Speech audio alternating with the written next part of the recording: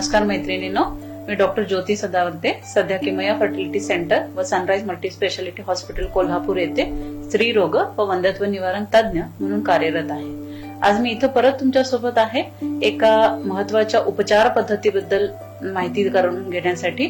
तर ती आहे म्हणजे टेस्ट ट्यूब बेबी।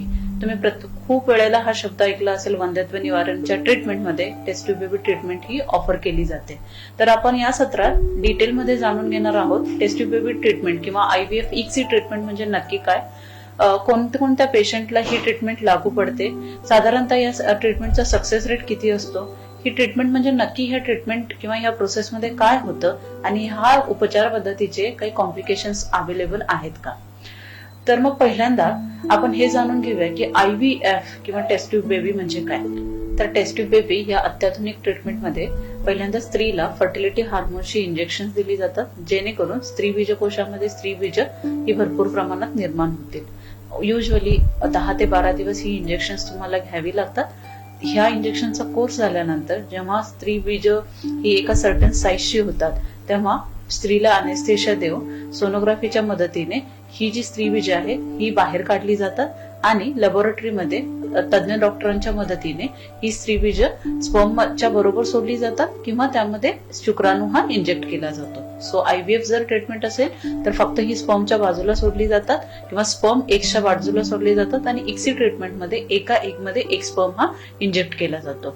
जेव्हा 12 ते 13 तासांनी किंवा 12 ते 24 तासांनी फर्टिलायझेशन झालंय की नाही हे चेक करून साधारणतः 2 ते 5 दिवसांनी जसे हॉस्पिटलचे प्रोटोकॉल्स असतील त्याप्रमाणे हा झालेला फर्टिलाइज झालेला जो एम्ब्रिओ असतो तो परत गर्भपिशवीत ट्रान्सफर केला जातो, ज्याला आपण एम्ब्रिओ ट्रान्सफर असं म्हणतो। एकदा एम्ब्रिओ ट्रान्सफर झाल्यानंतर 10 ते 14 दिवसात प्रेग्नन्सी झाली की नाही किंवा ट्रीटमेंट सक्सेसफुल झाली आहे की नाही याची तपासणी केली जाते, युरिन टेस्ट करून किंवा रक्ताची तपासणी करून, ज्याच्यात तुमचे प्रेग्नन्सी हार्मोन्स किती आहेत हे पाहिलं जातं। जर काही युजली एका सायकलमध्ये आपण 1 ते 2 एम्ब्रिओ ट्रान्सफर करतो, पण जर काही सरप्लस एम्ब्रिओ किंवा जास्त एक्स्ट्रा एम्ब्रिओ तयार झाले असतील तर ते फ्रीज केले जातात, अत्याधुनिक पद्धतीने फ्रीज केले जातात, जेणेकरून हे एम्ब्रिओ तुम्ही जर तुमची सायकल फेल झाली तर परत वापरू शकता किंवा जर नेक्स्ट प्रेग्नन्सी प्लॅन करायची असेल तर तेव्हा तुम्ही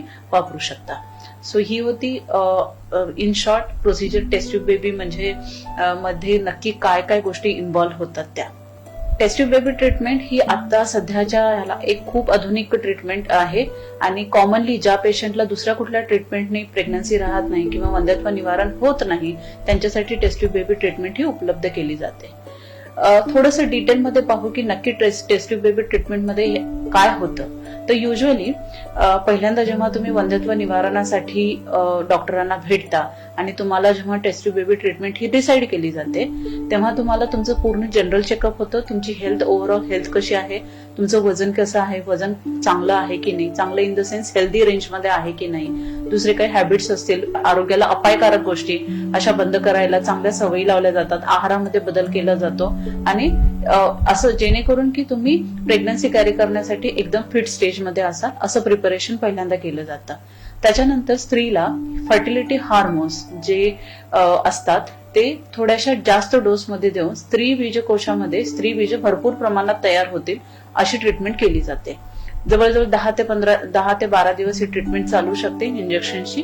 त्याचबरोबर त्याच्यानंतर एकदा ही स्त्री बीजकोश सर्टन साईजची झाली की अनेस्थेशिया देऊन आणि सोनोग्राफीद्वारे ही स्त्री बीज बाहेर काढली जातात आणि तज्ञ डॉक्टरांच्या मदतीने ही स्त्री बीजकोश शुक्राणूबरोबर मिलन करून त्याचं फर्टिलायझेशन केलं जातं।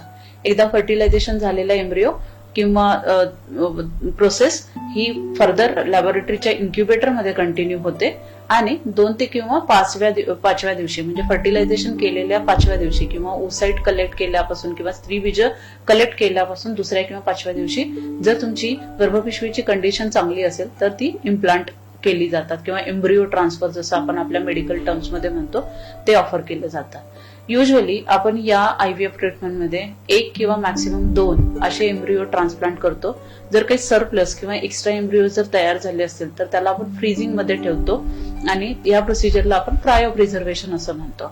जेणेकरून जर एखादी सायकल फेल झाली तर तुम्ही त्या एम्ब्रियोचा वापर तुमच्या नेक्स्ट ट्रीटमेंटसाठी सुद्धा करू शकता. तर ही होती थोडक्यात माहिती की नक्की आयव्हीएफ किंवा आयव्हीएफ ट्रीटमेंट म्हणजे काय. मैत्रिणींनो, तुम्ही आयव्हीएफ ट्रीटमेंट बरोबर अजून एक शब्द ऐकला असेल, ICSI किंवा ICSR. तर या दोन ट्रीटमेंटमध्ये काय डिफरन्स आहे.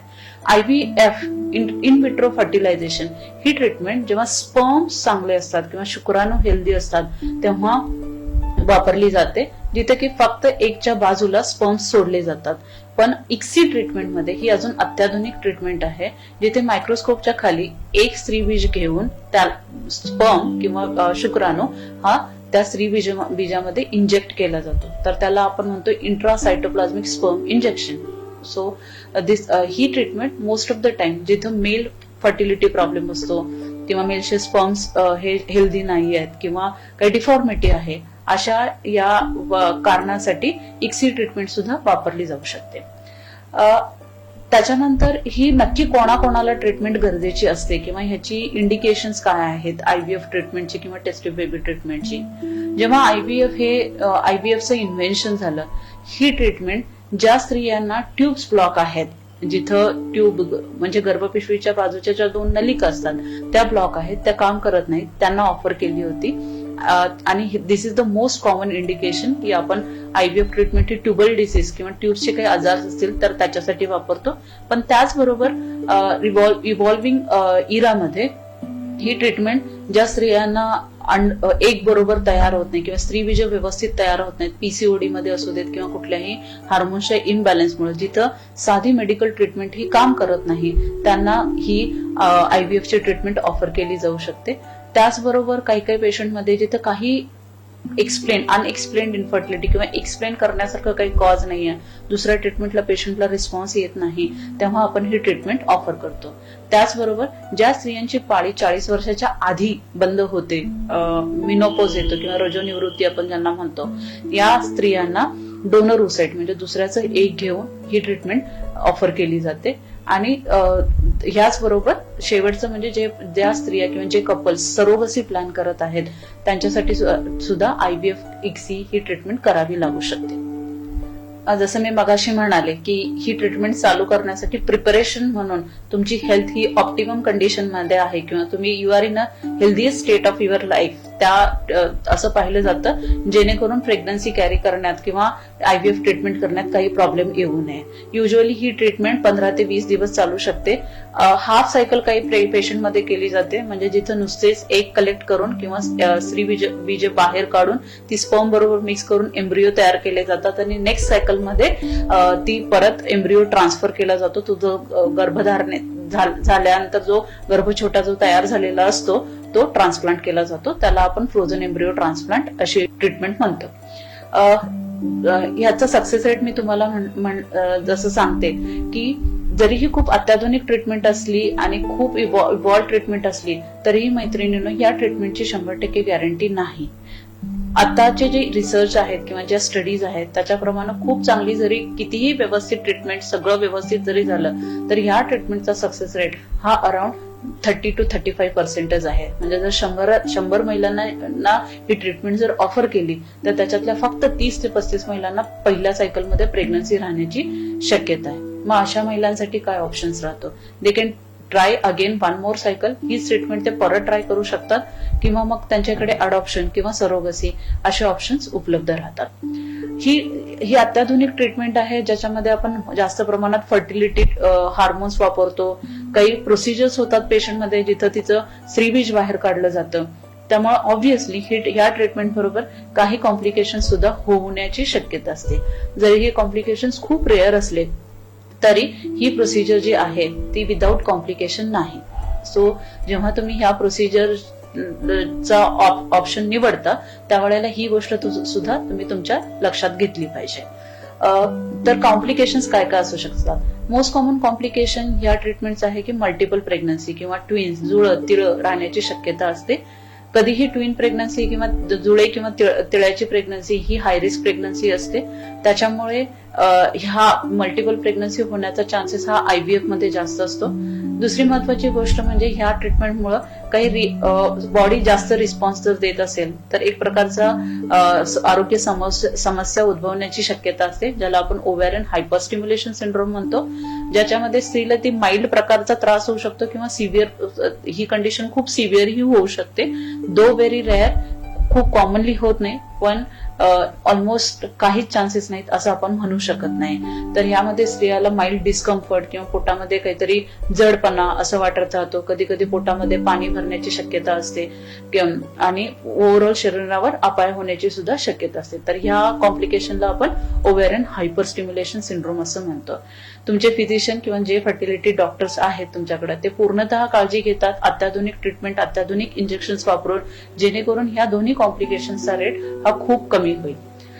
ही जी ट्रीटमेंट आहे, ही जी उपचार पद्धती आहे, याच्यामध्ये स्त्रीला खूप काही गोष्टीतनं जावं लागतं. खूप डोसेसचे रोजच्या रोज इंजेक्शन घेणं म्हणा, अॅनेस्थेशिया घेऊन त्या प्रोसिजरला सामोरं जाणं, मग एम्ब्रिओ ट्रान्सफर असू देत. तर ह्या सगळ्या गोष्टींमुळे सुद्धा स्ट्रेस जास्त उद्भवण्याची सुद्धा शक्यता असते आणि त्याच्यामुळेच काउन्सलर्स किंवा कोणाशी तरी बोलणं हे जेणेकरून तुमचा स्ट्रेस कमी होईल, हे सुद्धा खूप महत्वाचं आहे. आता लास्ट पण महत्वाचा पार्ट म्हणजे ह्या ट्रीटमेंटची कॉस्ट किती होऊ शकते किंवा ह्या ट्रीटमेंटला साधारणतः खर्च किती होतो. क्लिनिक किंवा हॉस्पिटलवर डिपेंड असतं की ह्या ट्रीटमेंटचा खर्च किती होऊ शकतो. साधारणतः 75,000 ते 1,00,000 रुपये हे एका सायकलला तुम्हाला चार्ज केले जाऊ शकतात, किंवा जर तुमचं काही दुसरे काही ऍडिशनल फॅक्टर्स असतील तर त्याप्रमाणे तुमचा खर्च हा कमी किंवा जास्त सुद्धा होऊ शकतो. सो मैत्रिणींनो, ही होती माहिती एका अत्याधुनिक उपचार पद्धतीबद्दल, IVF ICSI. जर तुम्हाला या प्रकारची काही शंका असतील, या टॉपिकला रिलेटेड काही शंका असतील, किंवा तुम्हाला या प्रकारची जर ट्रीटमेंट काही करून घ्यायची असेल, तर सध्या किमया फर्टिलिटी सेंटर ही एक अत्याधुनिक फर्टिलिटी सेंटर आहे, जिथे स्टेट ऑफ आर्ट आपली लॅबोरेटरी आहे अँड आपण ही ट्रीटमेंट या हॉस्पिटलमध्ये करतो, किमया फर्टिलिटी सेंटर आणि सनराइज मल्टी स्पेशालिटी हॉस्पिटल. तर तुम्ही खाली दिलेल्या पत्त्यावर कधीही कॉन्टॅक्ट करू शकता, किंवा तुमच्या काही शंका असतील, तुमचे काही डाऊट्स असतील तर तुम्ही कधीही भेटू शकता. लवकरच भेटू एका नवीन टॉपिक बद्दल चर्चा करण्यासाठी. नमस्कार.